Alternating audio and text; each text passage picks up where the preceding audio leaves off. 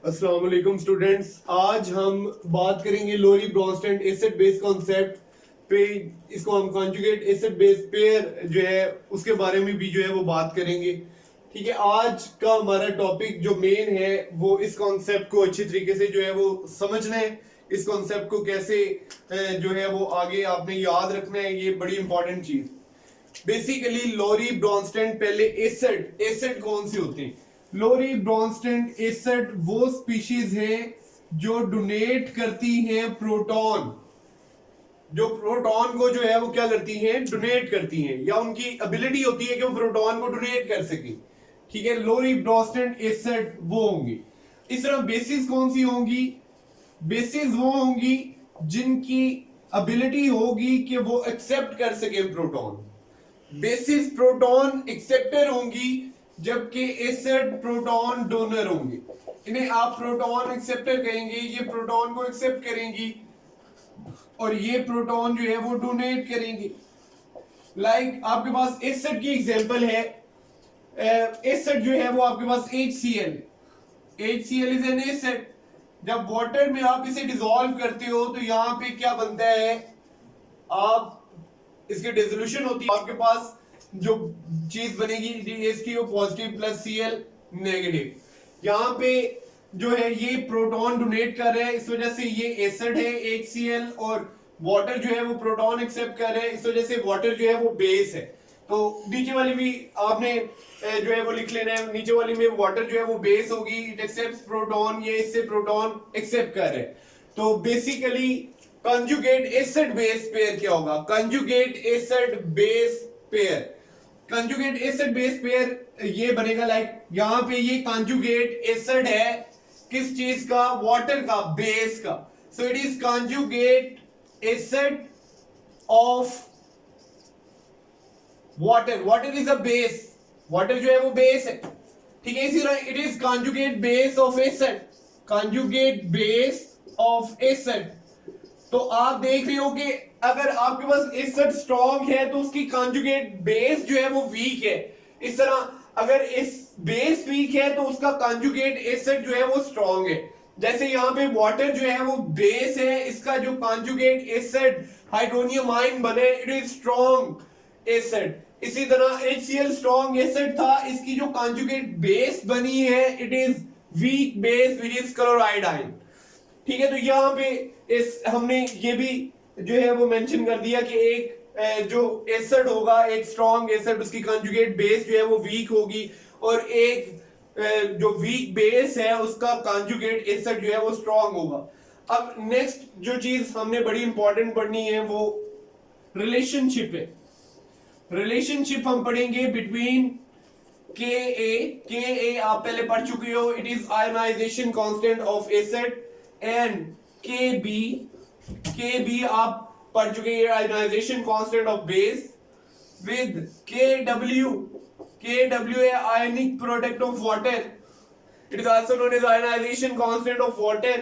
तो इनके साथ रिलेशनशिप क्या है? इस रिलेशन को पढ़ने के लिए हम जो है वो एग्जांपल देते हैं। हमारे पास एग्जांपल है, हमने पहले भी पढ़ी हुई है। हमारे पास एक वीक एसिड है HA, it ionises in water in following way. इस वे में ये आयोनाइज होता है वाटर में, it forms H3O positive plus A negative. अगर आप ये अब कंजुगेट एसिड है वाटर का, और ये A नेगेटिव जो है इट इज कंजुगेट बेस, ये कंजुगेट जो है वो बेस है एसिड की, HA की। तो हम इसके लिए पहले Ka लिखते हैं। Ka इस एसिड के लिए हमें पता है it is concentration of H positive ions into concentration of A negative ions divided by concentration of HA। अब हम इसी बेस, ये जो A नेगेटिव बेस है, इसी की हम जो है वो Kb वैल्यू लिखते हैं। तो Kb वैल्यू आपके पास बेटा आ जाएगी, it is concentration of A negative, क्योंकि ये बेस है, into concentration of OH negative, concentration of HA into concentration of OH negative divided by concentration of A negative. So हमारे पास जो KW है वो किसके इक्वल है? आपको पता है KW, KA multiply by KB is equal to KW। ये एक न्यू रिलेशनशिप है। के ए क्या है, व्हाट इज के ए, आपने के ए की वैल्यू यहाँ पे जो है वो पुट कर देनी है। It is concentration of H positive into concentration of A negative divided by concentration of H A इन, और आपके पास के बी की वैल्यू है concentration of H A into concentration of OH negative divided by concentration of A negative. अब यहाँ पे जो चीजें कैंसिल होती हैं, it is equal to K W. यहाँ पे जो चीजें कैंसिल होती हैं कैंसिल कर देते हैं, एच ए से कैंसिल हो जाएगा, ए नेगेटिव से कैंसिल हो जाएगा। तो आपके पास concentration of H positive ions into concentration of OH negative ions, it is equal to K W. ये आयनिक प्रोडक्ट ऑफ वाटर के इक्वल होगा। अब आपने पहले ही पढ़ा हुआ है कि नेगेटिव लॉग जो है, नेगेटिव लॉग अगर आप के ए का लोगे तो ये पीके बन जाएगा। इसी तरह नेगेटिव लॉग अगर आप किसका लेते हो बेटा, के बी का, तो ये पीके बी है। इसी तरह नेगेटिव लॉग अगर आप के डब्ल्यू का लोगे तो ये पीके डब्ल्यू बन जाएगा। तो P K A plus P K B it is equal to P K W. अब पीके डब्ल्यू जो है वो 14 के इक्वल होता है, तो P K A plus P K B is equal to 14। अब इसका मतलब क्या है, ये कांस्टेंट के इक्वल आ गया है। 25 डिग्री सेल्सियस पे ये कांस्टेंट रहेगा। अब ये कांस्टेंट के इक्वल है पीके ए प्लस पीके बी। इसका मतलब है पीके ए और पीके बी वैल्यू किसी भी एसिड या बेस की वो हमेशा किसके इक्वल होगी, 14 के। इसका मतलब है पीके ए वैल्यू अगर कम होगी तो पीके बी वैल्यू ज्यादा होगी, ताकि ये कांस्टेंट यानी कि 14 के इक्वल रहे। अब इसका मतलब क्या है कि अगर आपके पास जो है वीक एसिड है तो उसकी जो कंजुगेट बेस बनेगी वो स्ट्रांग बनेगी, और अगर आपके पास वीक बेस है तो उसका कंजुगेट एसिड जो होगा वो क्या होगा बेटा, स्ट्रांग होगा। अब ये टॉपिक से रिलेटेड एक इंपॉर्टेंट जो है वो शॉर्ट क्वेश्चन है। आपको वो शॉर्ट क्वेश्चन देगा कि जब आपके पास CH3COOH ये एक एसिड है, ये जब रिएक्ट करेगा किसके साथ, अमोनियम हाइड्रोक्साइड के साथ, या फिर आपको ऐसे भी दे सकते हैं कि वाटर के साथ रिएक्ट करेगा, तो ये एसिड के तौर पे रिएक्ट करेगा। It will act as an acid, acid के तौर पर रिएक्ट करेगा। लेकिन जब CH3COOH यानी कि एसिटिक एसिड किसके साथ रिएक्ट करेगा, विद सल्फ्यूरिक एसिड और विद HCl, तो ये एक्ट करेगा एज अ बेस, ये बेस के तौर पर एक्ट करेगा। ये प्रोटॉन को एक्सेप्ट करेगा। जैसे ये प्रोटॉन डोनेट करेंगे, जैसे क्या यहाँ पे रिएक्शन क्या होगा और ऊपर क्या रिएक्शन होगा, ये दोनों केसेस में हम पढ़ते हैं।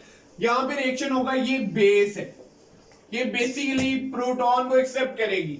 कैसे, ये CH3COO इस ऑक्सीजन पे पॉजिटिव चार्ज होगा, हाइड्रोजन हो जाएंगे। अब नेक्स्ट क्या होगा, इसके केस में क्या हो रहा है, प्लस HSO4 नेगेटिव बनेगा। यहाँ पे ये जो है ये प्रोटॉन डोनेट कर रहा है, तो लोरी ब्रॉन्स्टेड एसिड बेस कॉन्सेप्ट के मुताबिक ये एसिड है या फिर HCl एसिड है, और ये प्रोटॉन को एक्सेप्ट कर रहा है, प्रोटॉन अपनी तरफ अट्रैक्ट कर रहा है, तो ये क्या है, बेस है।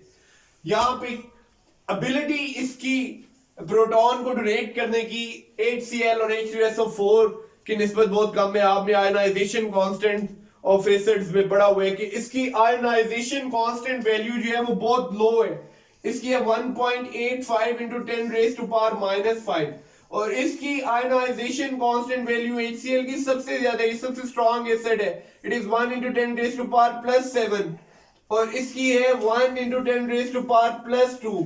तो ये आयनाइजेशन कांस्टेंट वैल्यूज जो है ये इनकी बहुत ज्यादा है इसके निस्बत। इस वजह से जब H2SO4 या HCl एक स्ट्रॉन्ग एसिड के साथ एसिटिक एसिड एक वीक एसिड रिएक्ट करेगा, तो वो एक्ट करेगा weak acid as a base.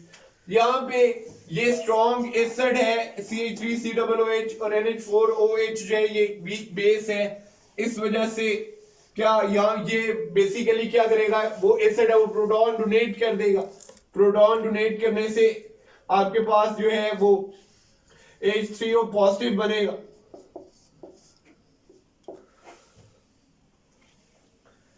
तो ये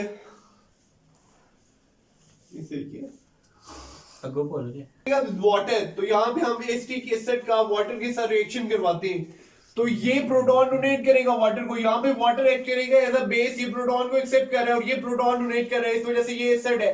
यहाँ पे CH3COO नेगेटिव और H3O पॉजिटिव बनेगा, ये कॉन्जुगेट बेस है एसीटेट आयन, वीक एसिड की ये स्ट्रॉन्ग बेस है, और ये वीक बेस का स्ट्रॉन्ग एसिड है which is hydronium ion. Hope आपको जो है वो लेक्चर की अच्छे तरीके से जो है वो समझ आ गई होगी। अगर आपको कोई प्रॉब्लम है तो आपको कमेंट सेक्शन में जो है वो लाजमी बताइएगा। Thank you very much.